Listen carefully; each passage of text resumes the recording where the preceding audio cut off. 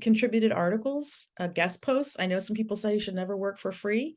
I'm going to say that I've never really paid for ads, but I do use my time to contribute. I've contributed to PR Daily. I've contributed to Muck Rack. And that kind of turned into some paid work for a major PR software company for a few years. And so they saw the blogs that I posted that I contributed, for free, and I got a nice paying gig doing what I love. So, I mean, I'm a big proponent of that as well. You are about to meet Michelle Garrett, and Michelle is somebody that I actually just met on Twitter. She's got one of those Twitters that just tweets out amazingness all the time. And she's from Columbus, Ohio. So I was like, okay, so now you're even cooler. We totally need to get you on my podcast. And it's been, I feel like, years in the making to get her on my podcast. But she's very cool for a few reasons. One, she's a freelancer. And I know there are tons of people who are either trying to be freelancers, they are freelancers, or maybe they even want to step back and become a freelancer because they realize that working with teams, it's just too much and they want to simplify things. And she says, at the intersection, as you will hear, at the intersection of PR, content marketing, and social media. And you have heard me say for years here on this podcast that there is so much overlap between these things.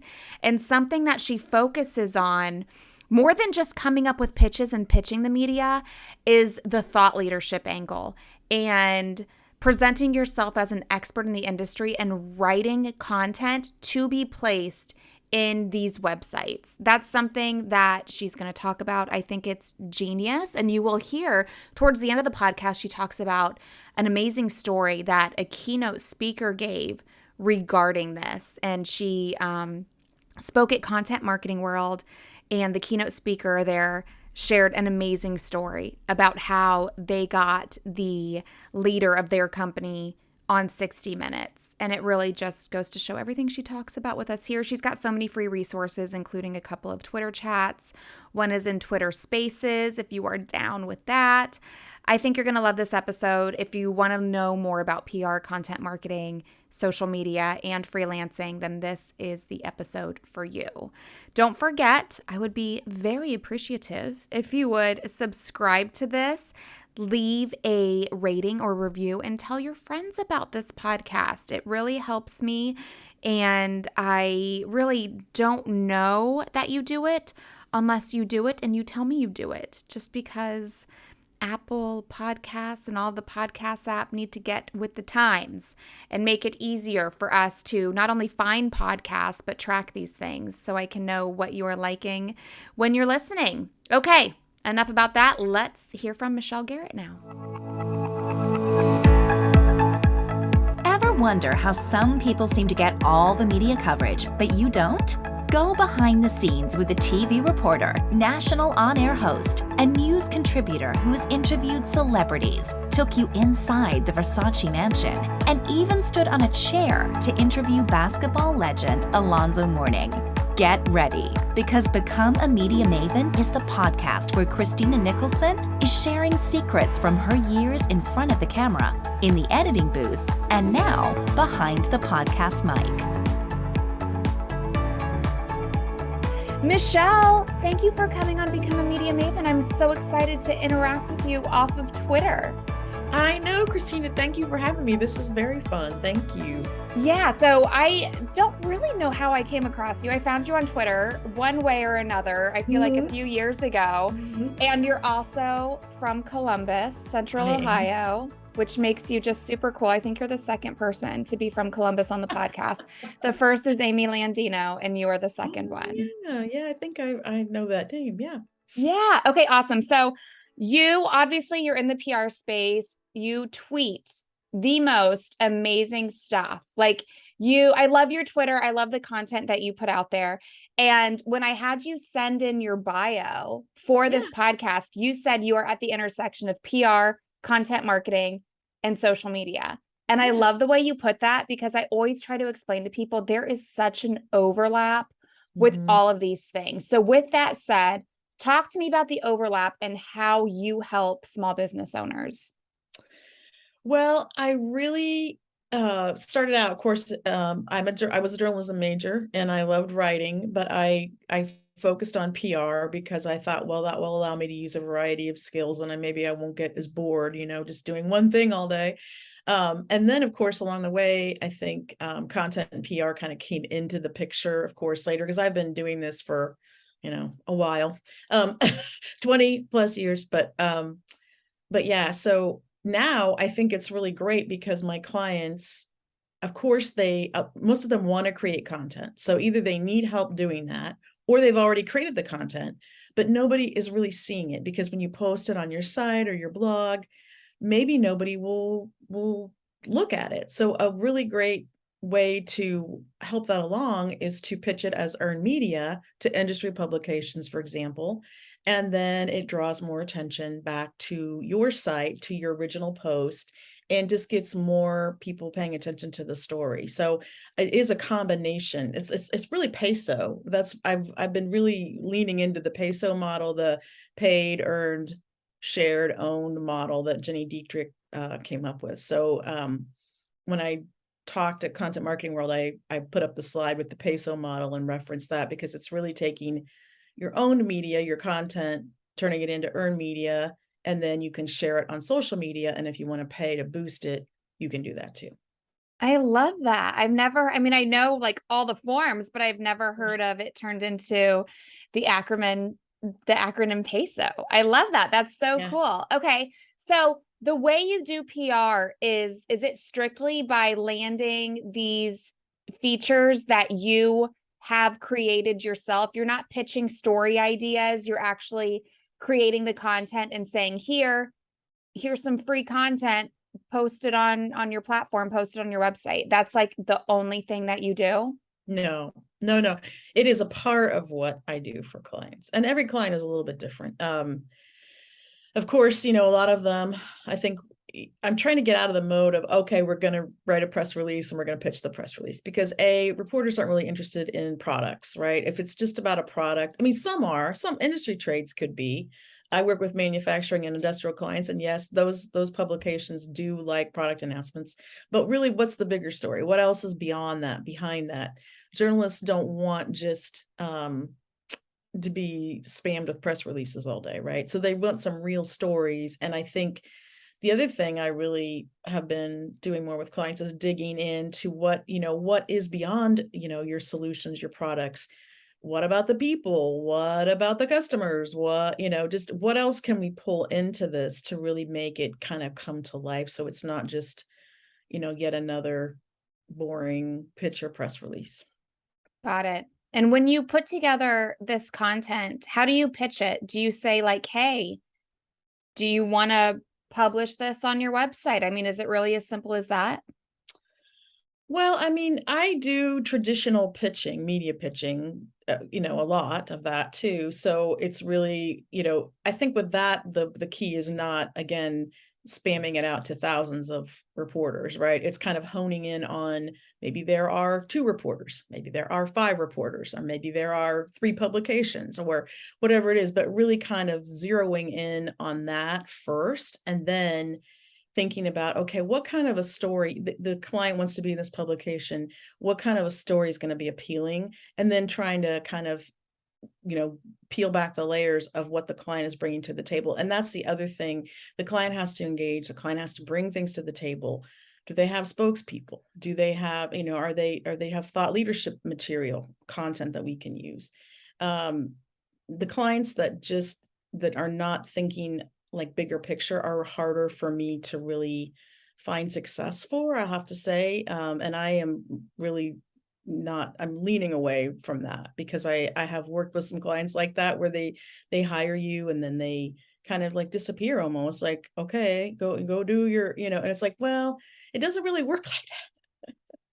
So I'm getting a little pickier, and I'm really kind of peeling back the layers when I talk to prospective clients as well. It's like, what are you bringing to the table? Because I have worked with some fabulous clients this past year who really have brought quite a bit for me to work with, some meat for me to like sink my teeth into. So there's a lot more you can do with those clients. And did I see a tweet from you saying that you are niching down? I am focused on B2B. So I'm really not taking for example, and there's nothing wrong with this, a solopreneur with a book to promote or something like that. I'm not really, that's not fit for me. So I'm not going to take projects just to take projects anymore. And I really haven't been doing that for a while, but I don't like the way that sounds. But I hope that people understand that there's a reason, because I don't think I can serve those clients as well. Because honestly, if you've ever tried to work with somebody who, and you probably have, it's hard when you're just focused on trying to get publicity for a book. Everybody has a book, it's hard, so that's not for me. I know people who will, who do that type of work, and so I'll refer, but for me, I'm focused on B2B. And then even within that, manufacturing and industrial is where some of my best, most successful client relationships have been this past year. So That's amazing. And I feel like when you niche down, not only does it make you more successful at what you do, but it also makes it easy for those clients to come to you inbound. And then if you do anything outbound, you know exactly where to go and who to talk to and who to target. yeah, I think it makes a lot of sense. It's just, I think when you work for yourself as a consultant, and I kind of have that Scarlett O'Hara, that I'll never be hungry again, kind of thing in the back of my head, because of course I've worked through a couple of recessions. There's a lot of talk about recession. I think for freelancers and consultants, it's scary, because it's like, well, you have that moment where, oh, I'd have to take any project that comes my way. I just have to take them all and figure it out. And so, but it just really, it's not, I don't enjoy it. I just don't enjoy it. I don't think it's as successful for the client, and it's not as fun for me. So I'm kind of happy that I've made this decision. I've just redone my website to really focus on B2B. And I think it really puts forward that positioning a lot better than probably where I was before, which was much more kind of generic. Okay, so now I want to switch gears because you've mentioned it a few times. Like, you don't have an agency, you are a Right. freelancer, you Yep. do host something on Twitter called Yeah. Freelance Chat, where you help other freelancers. Tell me about why you've decided to go this route and just work for yourself, not build a team, not have an agency, like it's just you. Well, I have never wanted to do that. I really wanted the freedom and flexibility when I went out on my own. I had been at an agency and managed a team, and I saw what was involved with that. And there's nothing at all wrong with it. It's just not a fit for everyone. And for me, I felt like I was spending a lot more time trying to deal with the crying, person on my team upset about something that's going on at home, or like, and again, I don't want to sound cold at all. To me, I'm very practical and I'm pretty focused, and I just kind of want to get in there, get the work done. And then I'm a mom, my kids are teenagers. When I started, it was before I had kids. And it was that was another reason I wanted to work for myself, because I knew if I stayed in a job, especially that agency job, wow, I would have never been able to see my kids. And I knew people that were taking their kids to daycare at 7 in the morning and not seeing them until 7 at night. And that scared me to death. And that was not anything that I wanted. I wanted to be the mom that could go to school for the school program, or be the homeroom mom, or whatever. And like I said, my kids are bigger now, but they still need me, and they know that I'm here for them. And I'm here to talk, and when they come home from school and they have something to share, I'm here. And that's really important to me. And I don't talk about that maybe enough, but that was a motivation for me to kind of keep it simple with the business, I think. I love that. And then how do you get out of this freelancer feast or famine thing that we see a lot of? Because I know with freelancing, work isn't guaranteed. You have highs and lows. You could have a great Yeah. month, and the next month it could be not so great. And there's highs Yeah. and lows. So how do you maintain that feeling of stability with a consistent income over time? It's hard. I think, first of all, you have to set aside money, so make hay while the sun shines, or however that old saying goes. But yeah, so when times are good, I might work, and I'm not saying if this is good for everyone, but I might work more hours, or I might, work evenings or weekends. And when things right now, like, I feel like we might be seeing some signs of recession, right? So this is a time when I'm glad I have done that, because if things start to kind of pull back, then I won't be quite as panicked as I would be. Because I have back in, I think, 2008, 2009, that recession, I had to really literally crawl my way out of that, because I had had my second child and I wasn't really hitting it as hard. And I was, I was focused on my kids more so than my business. And it really did a number on me. It took a while to kind of get out of that place. And I don't want to be in that place again. So. What advice do you have for freelancers to scale? I mean, how do you even scale as a freelancer? Like you're kind of, I feel like you're the freelancer pro here. So I'm going to ask you all the freelancing questions, Michelle. Well, there are people that come to the chat that, they have a small team or they work with subcontractors. And I think that's one way to do it. I mean, the way I have scaled is just to figure out how to do more, like work smarter, not harder almost, and come up with processes. And of course, the longer you freelance, the easier that becomes. And I think some of the advice that we hear doesn't apply to all freelancers. If you're brand new to freelancing, you don't really know what you're doing yet. So it'd be really hard to be really choosy about clients, be really process oriented all the time. You learn as you go. And I've always just wanted to make this my career. And so I've been very deliberate about the choices that I've made. And yeah, I don't know if that answered the question. No, it's perfect. Can you give, I mean, obviously saving money is important. I feel like a lot of people jump into entrepreneurship or freelancing a little too fast. And while you're still working that full-time job, start freelancing on the side. I could not really disclose it because of the job that I was in, but it's like, I wanted to make sure I had enough money to leave a full-time job and still be okay. So besides that, what are some other things that maybe you learned the hard way or you see other freelancers doing that they shouldn't be doing, or maybe they're not doing something that they should be doing? Give us some tips on how these freelancers can build a consistent income. I mean, I'm a big proponent of having a website. And if you're kind of doing freelancing on the side and you're not really going to make a career of it, I would approach it completely differently. When I went into it from day one, I had a website. I had told everybody I was going out on my own. I started with 3 clients on day one. That is not everybody's story, or everybody's, not as fortunate to have those things.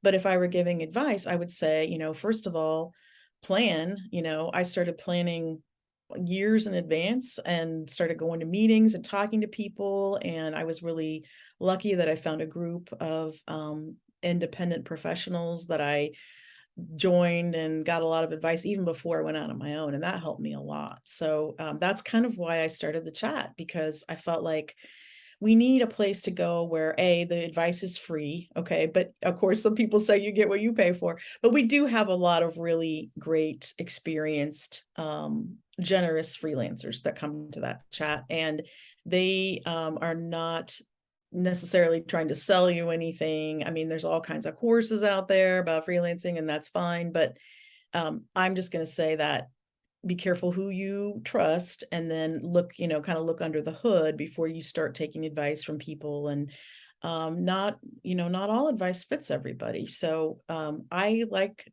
the idea of having the website. I like the idea of being so active on social media. Pick a channel or 2. I wouldn't say try to do all of them, because you're just going to tear your hair out and be overwhelmed and not succeed on any of them, right? So I've gone all in on Twitter. Of course, I have a Twitter space on Friday with 2 co-hosts. I have the Twitter chat, and then LinkedIn for me, because of B2B is my other outlet. So website, social media to market yourself. Of course, referrals are great. The more people you can meet. I think some people jump into freelancing without really building a network first. And that's one reason I went and worked at an agency before I went out on my own, because I met a lot of people there and they've referred me a lot of work over the years. And it taught me how to work with multiple clients, how to juggle deadlines and projects. And so I think that's some advice that I would give. I love that. For people who want to join freelance chat on Twitter, what day and time is that happening? It's every Thursday at noon Eastern, and it's just the hashtag, just use the hashtag freelance chat and you'll find us chatting. And you are also, like you mentioned, the co-host of PR Lunch Hour on Twitter Spaces, Yeah. and that happens on Friday. Friday at noon Eastern. Yep. That noon Eastern time is just popular. It's kind of a sweet spot because you get people from all over that can join. So that's Yeah, nice. I love that. Okay, very cool. So, is there anything else going back to PR? Because a lot Mhm. of freelancers, they kind of need to utilize PR, content marketing, and social media to get clients. What should freelancers be doing in the space that you work in to build their brand so they can get clients? Because I know, like, when I started 8 years ago, I called myself a professional freelancer. I didn't start building a team till years down the road. And I was just like scouring Upwork that was called something different then. I think it was Elance or Freelance, maybe. was Yeah. it? Okay, Yeah, that I was think so. it. And then I was on LinkedIn and I was like, that was like my biggest thing was like, oh, I hate this sales part. I hate going to get the clients. I just want to actually do the servicing. Yeah. But if you are a freelancer, you have to be a salesperson and you got to close deals and you got to put these Yeah. contracts together. So to get people coming to them by using PR, content marketing, and social media, what do you suggest these freelancers do? Well, again, the website is really the home base for all of your marketing, kind of the hub of the marketing, right? So then you can branch off and you can do social media. You can start a newsletter. I waited way too long to do that. That was a mistake I made. I should have started building my list from day one, letting people opt in. And then when I was ready to launch the newsletter, I would have had an audience there. I started my newsletter much later, probably maybe 4 or 5 years ago. I don't even know exactly when, but now, I mean, it's slow going to build that list. So I wish I'd started that sooner to let people opt into that. Never add people without their permission. That's one thing I would also add there. And then contributed articles, guest posts. I know some people say you should never work for free. I'm going to say that I've never really paid for ads, but I do use my time to contribute. I've contributed to PR Daily. I've contributed to Muck Rack. And that kind of turned into some paid work for a major PR software company for a few years. And so they saw the blogs that I posted that I contributed, for free. And they, I got a nice paying gig doing what I love. So, I mean, I'm a big proponent of that as well. Those are some ideas. So am I, because I remember one time I had a mentoring client and I said, whatever outlet, which would have been perfect because her audience consumed this website. I said, write a guest post for them. And she didn't want to work for free. And I'm like, no, no, no, you're thinking of this all wrong. Like if you had a budget, you would want to advertise here and you can be here for free, but it's not an advertisement. So A, people are actually going to pay attention to it. And B, it's going to set you up as this authority in your Mhm. industry and you're going to get so much credibility out of it. Like you want to contribute to these places. Don't think of it as working for free. And she couldn't grasp that. And I was like, this is such a missed opportunity. It's wild to me that people look at that as working for free. And it's like, you should be glad to work for free if that is what you consider working for free. I agree, but I have been on Facebook groups for freelancers they would actually like argue, back at you saying, yeah, no, you should never contribute any of your advice without payment. And I'm like, now wait a second. If I went by that, I don't even know where I'd be today. Cause I mean, I cannot count how many times people have asked me, to be on a podcast or contribute to an article or write the whole article. I mean, and I'm happy to do that. And so I think that really has helped because you get links back to your site and it builds your credibility and people see that. And it's kind of like, it's just like what we do for clients with PR. It's like building momentum. It's like a snowball. And yeah, it's really disheartening, I think, when people kind of don't get it. That's hard. And I was just going to compliment you because when I filled out the, information to be on the podcast, you said, will you help promote this? And I'm like, it's so sad that you have to say it, but I know I it's true. It's like, know. why do people not do this? It's like you are leaving money on the table by not doing it. But Michelle, you get it because you're a PR person. Yes. Most people don't get it. They're like, oh, I'm on her podcast. Everybody who listens to her podcast heard me. I don't have to do anything now. And it's like, okay, but if you actually did Well, something, you would reach so many more people. Like over time, the podcast could live so much yeah. longer.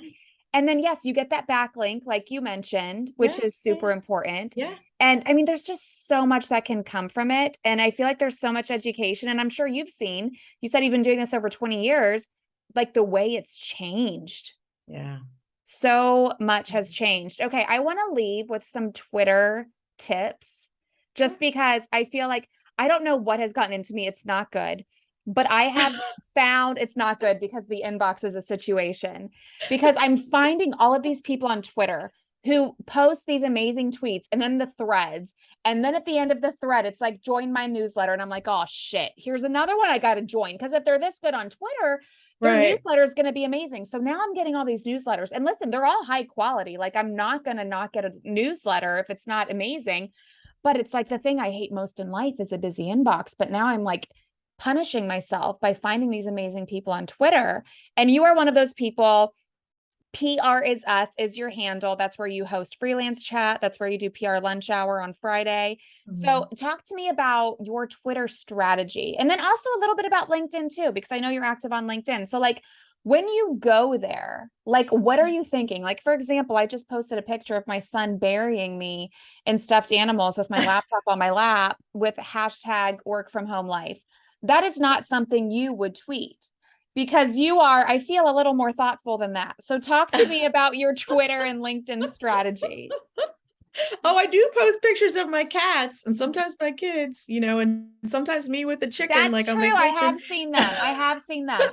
But you got to mix up the personal with the business. People like that. Yeah. Well, I think here's the thing. So when I started with Twitter, I mean, like, I don't know, 13 years or however long it's been, I didn't really think I was going to like it so much. Right. So I've really it's grown on me, of course, over the years. And I think part of the reason that I've gotten better at Twitter is because I have been more personal, less buttoned up, because I see people that want to do more with Twitter, but I think that they have a fear of like letting go a little bit, like letting loose. And I feel like people want to know you. And of course, they can get the advice maybe that you share, not to say that everybody shares the same advice, but you know what I mean? Like you could probably find somebody else that shares similar advice, but it's the way you shared it. It's your spin, your personal take.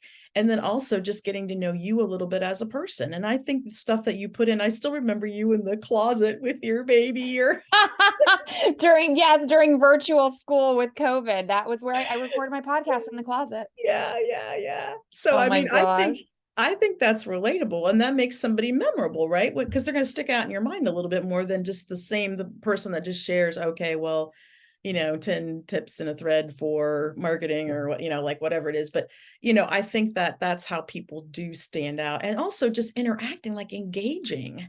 I mean, if I had a strategy, I don't know if I really would call it that, but that to me, somebody asked me this not too long ago, like, what do you do on there? I'm like, well, I really care about people.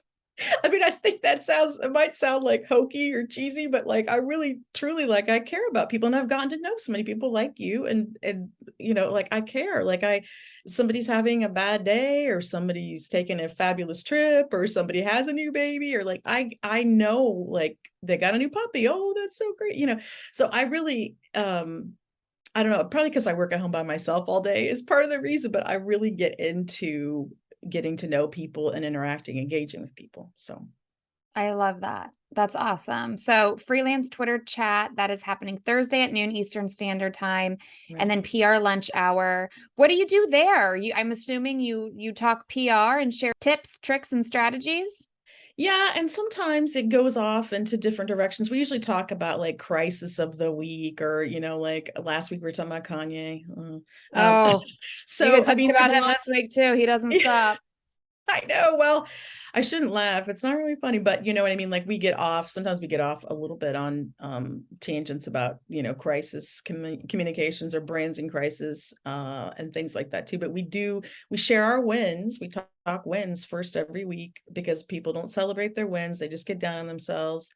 And then we talk about hot topics, and then usually we wrap up maybe with some resources that might be helpful. Sometimes we have a guest on that will talk about how they put together their media list, or best, pitching tips, what's working and what's not, and things like that. So that's pretty much the gist of it. But of course, it's all free on Twitter, and anybody can stop by, and they don't have to talk if they don't want to. They don't have to participate. They can just lurk and see what it's like. And so, yeah. That's very okay. So I'm not totally familiar with Twitter Spaces. Is that kind of like a Clubhouse It situation? is, it's audio. Yes. In Okay. fact, I was invited to be on Clubhouse and I didn't do it. But right after that, Twitter Spaces kind of launched. And then that was really, I mean, anything to do with Twitter, I've kind of tried to lean in on to a degree. And I'm just keeping my fingers crossed that it stays, it kind of stays a positive place for me. So we'll see what happens in the coming weeks and months here. So Are there replays for Twitter Spaces or is it just live and that's it? some people record it. I believe that we do record it and you can listen back. Okay.